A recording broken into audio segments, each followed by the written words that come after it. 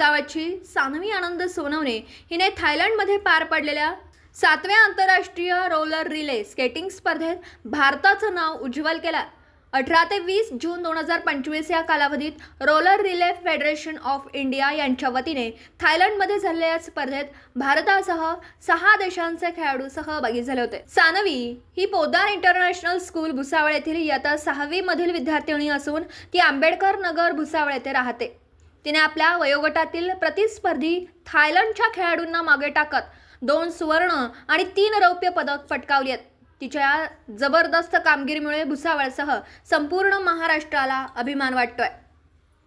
सानवीच्या यशामागे तिचा कठोर परिश्रम तर आहेच, पण तिचे प्रशिक्षक पियुष दाभाडे, दीपक सोनार सर यांचंही मोलाचं मार्गदर्शन आणि तिचे पालक आई ज्योती सोनवणे व वडील डॉक्टर आनंद सोनवणे यांचं सातत्याने दिलेलं प्रोत्साहनही कारणीभूत ठरलं। उच्च शिक्षित असलेल्या सानवीच्या पालकांनी तिला खेळात करिअर करण्यासाठी सर्वोपरी साथ दिली। मागील वर्षी सानवीने राज्य व राष्ट्रीय स्तरावरही चमकदार कामगिरी करत 1 सुवर्ण व 2 रौप्य पदक मिळवली होती।